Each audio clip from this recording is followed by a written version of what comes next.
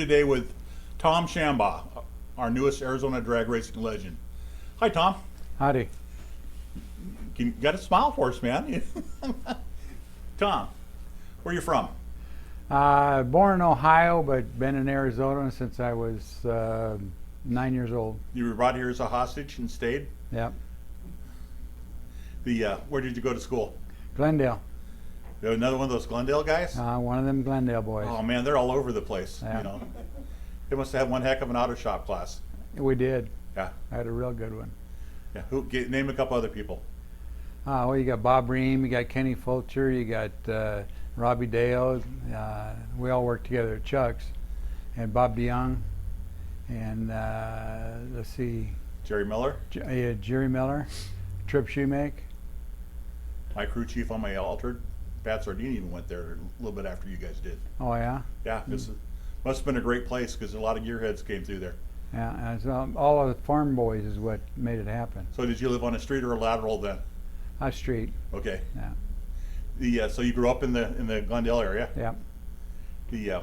When did you first think cars were going to be a thing for you? And when my brother yelled so loud from the driveway, "Hey, give me that 9/16 out of the toolbox." That's when I started. Did you give him the right tool? Yep. So you knew you were hooked. Yep. What did your brother have? He had a 56 Chevy, two-door. And was he like street racer? Yeah. He flipped it in Dr. Easley's front yard. Well, see, at least he was close to medical help, right? Yeah. Wow. What was your first car? 57. And when was that? How old were you then? 15. So you went out and found a car and drug it home? Well, my mother worked at a car dealer. Okay. And I told her, look for a 57 two-door with a V8 and a stick. And they trade cars in all the time back then. Well, she found me a 57 four-door with an automatic, but it had the V8, so I was in good shape. So you had a crew cab 57. Yeah. So that was your first car. What'd you do with it? Oh, well, I rebuilt the engines first thing, and terrorized the town for the rest of it. So did you know a lot of the police officers back in the day? Now my mom did. Oh, okay, that helped. Oh, it yeah. helped her. Yeah, helped the family. Yeah. Selective enforcement. So you drove that car through high school? Well, partly through high school. I found a 57 two-door for $25 and pulled everything out of this car and put it in that car, and was satisfied till got out of high school. Did it have a stick? Oh, yeah, well, I put a stick in it. Okay. Yeah, my brother came home for leave, and we fixed it one weekend, put the automatic out and put the stick in it. So what did you do after high school? I graduated high school on a Thursday, and Friday I was a lot attendant at Bill Luke Chrysler. And on Monday they said, bring your tools in. So I was a heavy line apprentice on Monday, and went from there. You worked there for quite a while. Well, I worked at Bill Luke, then went in the service, went in the Air Force, and probably 6 years total. And then went to work for Chuck's. So in the Air Force, where were you? What did you? I was stationed in Las Vegas, Nevada the whole time. In Nellis. Yeah. That's a tough assignment. It was. Okay. Try to keep your money. Yeah, I have several friends that have been there over the years, and they said it's got a lot of temptations. Yeah, it does. But it wasn't far from home. No. Well, thank you for your service. Oh, thank you. And you came back, and how'd you end up at Chuck's Speed Center? I went back to work at Bill Luke, and Bob Ream come down and talked me into going down and talking to Chuck. And Chuck hired me to do fabricating, and probably there for 2 years, 2.5 years, something like that. And then went back to Lou Grubb and worked for them for 12 years. Transferred to one of their stores in Midland, Texas as the service manager. And the guy that was running it, he and I didn't see eye to eye. So I came back and moved up to Prescott. Worked at Lamb up there, and then Steve Marley come up and asked me to come down and go to work at Brown and Brown over here on Main Street. So you left living in Prescott to come back down the valley. What were you thinking? Nah, I needed a job. Yeah. That's what I was thinking. Oh, okay, that always works.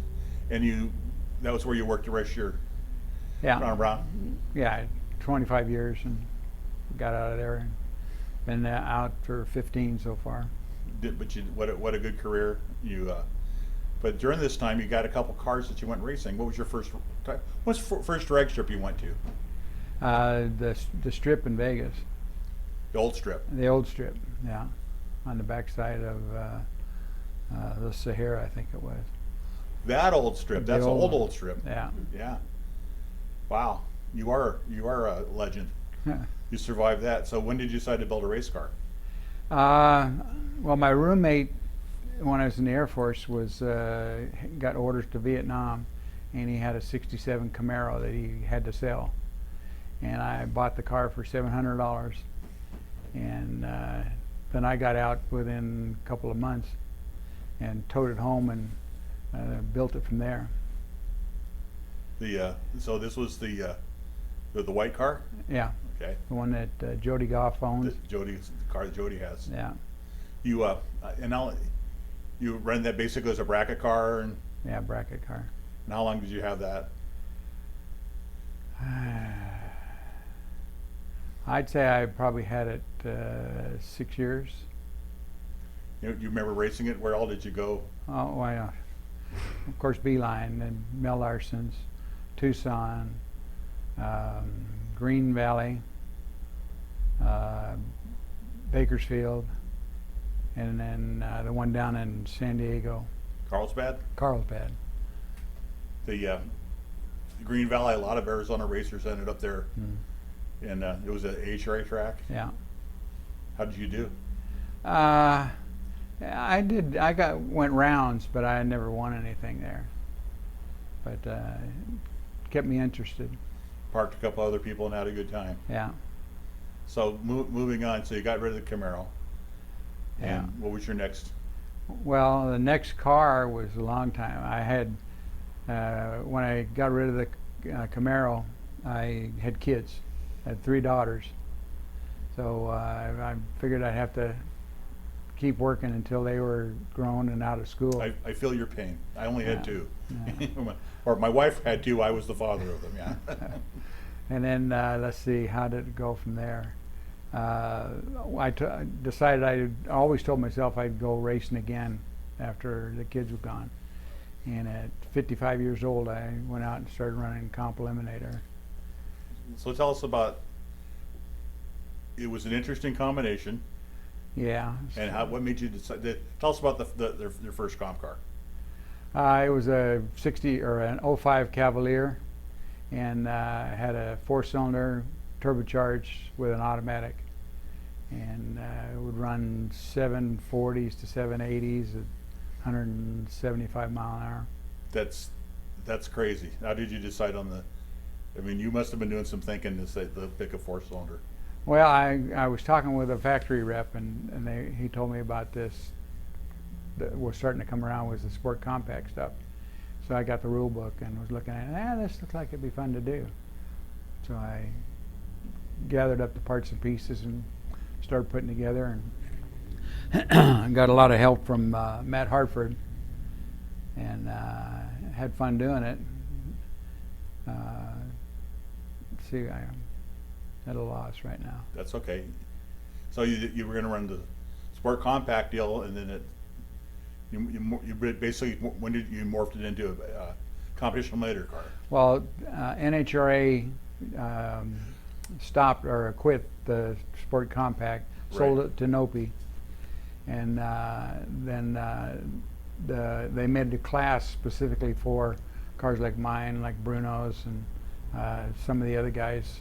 So we started racing the Comp Eliminator. It was DDAT was the class designation. Double D was the size and turbocharged setup. They didn't have a specific automatic class, so I was a little disadvantaged, but it was fun.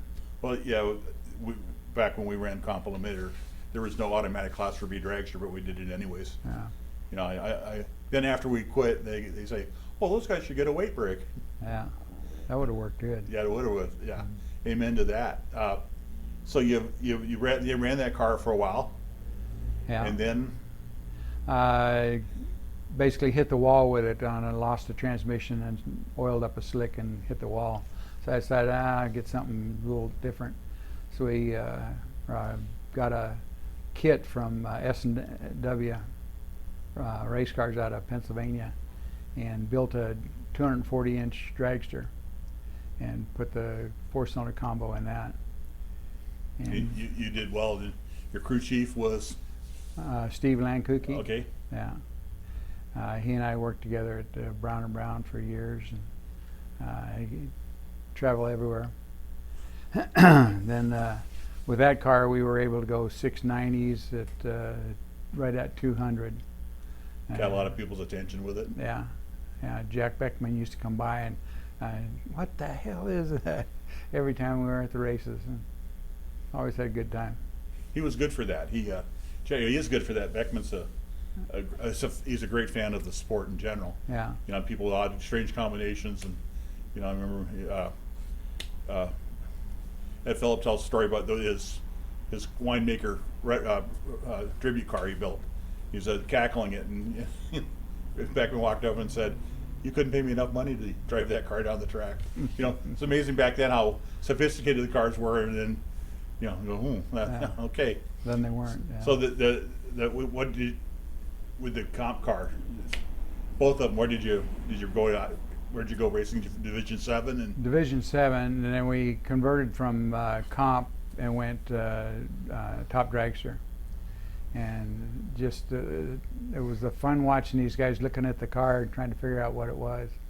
And then I go out and run a 730 or something like that, and they're running 8.0s and stuff. But we had a lot of fun with it.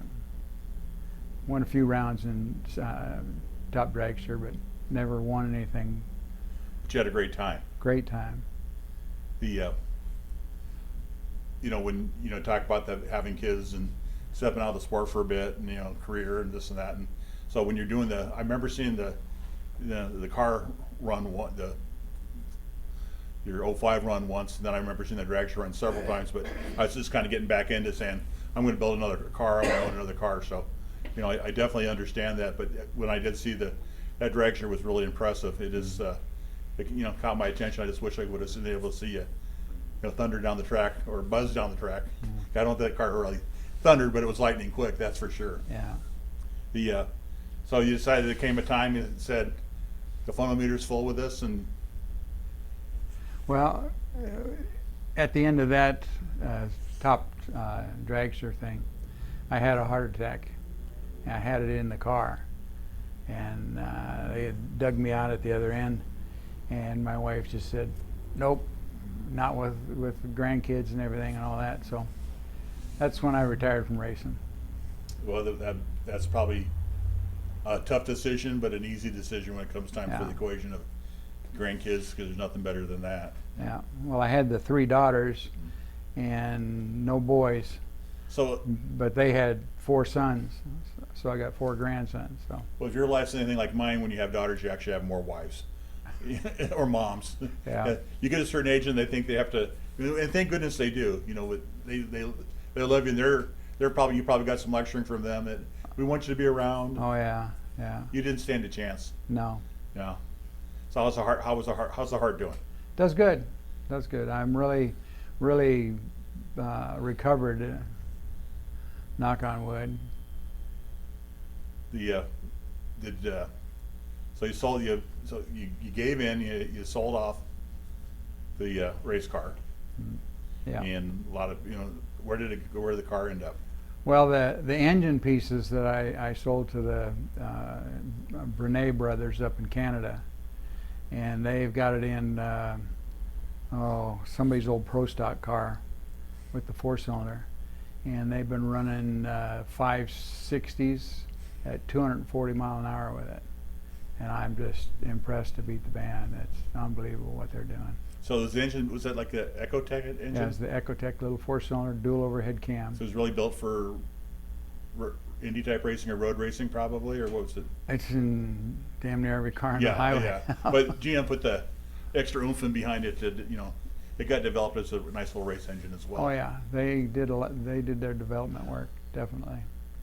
There's some unique things inside that motor that you won't see in any other motor. It was a gnarly little engine, that's for sure. Yeah. So you sold that off and you sold the dragster off? Yeah, sold it to Craig Shuck up in Oregon. So, but when I think you remember I remember you telling me that you actually have another dragster, a kit to build another dragster with? Yeah, I have the chassis in the shed at home, but I don't think I'll end up making it. So if anybody wants to buy a car, Yeah, they can go got racing. one for sale. Get a hold of Tom Shambaugh, he's on Facebook. Yeah. You'll find him. I'm sure if it was anything like the other car, it can be a real nice piece. But you said I'm not done with cars yet, so you built some project cars. Yeah, I bought when I sold the dragster, I delivered it to him in Vegas, and I'm coming back home down old 93, and there's a wrecking yard off to the west side of 93, north of Kingman. I just stopped in there, and I found a 64 Biscayne two-door sedan, and real nice body. So I bought that and brought it home and just started to redo it all, and ended up with a LS 3 that was 408 point something cubic inches. So I called it a 409. But I built a intake for it that had two AFB carburetors, but with no guts in them. So there's air valves. They're just air valves, and the injectors were hidden underneath the intake manifold, and it really ran good, nice and strong. Had 6-speed manual, the LS engine, air conditioning, power steering, all the bells and whistles and everything. So, and I made the mistake of thinking, it's worth more than what it is, and went to Vegas to Barrett Jackson, and sold it and lost my tail. So I got an El Camino right now that I'm getting started on. Tell us about the El Camino. How many more years till we see this thing? Pretty quick. It's originally my father-in-law bought it new, and it's been in the family for 40 years or whatever. It's a 78. And it's the interior's done. It's got vintage air. It's got a Dakota dash. It's got all the bells and whistles. It's got fuel injection. And I'm just working on getting the body smooth enough to put a wrap on it, and that should be in the next month or so. Well, that's great. So in the meantime, you're doing all this and you're retired, and I know that you get out in a motorhome and you see the world, and what have you seen? You've been basically all over the country with that thing, haven't you, or pretty much? Oh yeah, we've been, the biggest trip was over to the Florida Keys, and stopped in and saw Faulkner when we were there, and been all the way up into Canada and the mid-central states and stuff, California, Oregon, Washington, all that. We need to get Joe Faulkner to do a video with him. Yeah, that's why I mentioned his name, to get him rounded up. Joe, I know you're going to be watching this, so you're on the list. We just have to get you here. Him and Mike Abbey together as well. Another guy that we need to get a video on, which I know you're good friends with all those guys. Yeah. So over the years, you had a lot of people that you came across, and a lot of characters, and like Trip Shoemake is definitely one of the guys we all remember. And Chuck was he just as important as Glendale High School was to the performance aftermarket. A lot of great guys went through Chuck's and worked there and learned, and they came out of that place, probably learning a little bit more than they thought they would learn working for him. And certainly a great person we miss. Yeah, he wouldn't let you not learn. Yeah. Yeah. I had a friend that worked there not too long ago, and he got a job offer to go somewhere else, which is a better deal for him and his family. And but he said it was almost like every day Chuck was there, you had to learn something. Mm-hmm. Put you in a situation to ask you a question, and he he was a teacher. It's amazing because when I first met the man, he was kind of quiet and didn't know me, so he didn't say a lot. And then towards the end, he started coming to our Tuesday night dinners, and he asked me one time, "Why did you ever work for me?" I says, "I didn't think you liked me." But what a great man! What a great thing he did for all the people that went through his doors, and went on to do a lot of great things. A lot of great talent went through there. Any bucket list things you want to do before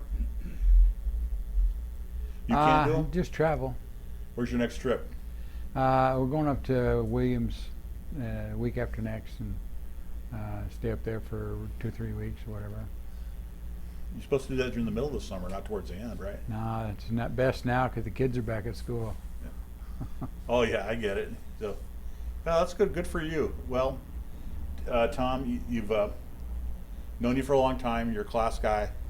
You're definitely a legend. A lot of people, seen you race over the years. I know you've helped a lot of people. You're very, you're a great friend to have, and you're a great representative of Arizona drag racing legend. And we appreciate having you here today. Thank you very much. Oh, thank you. It's an honor.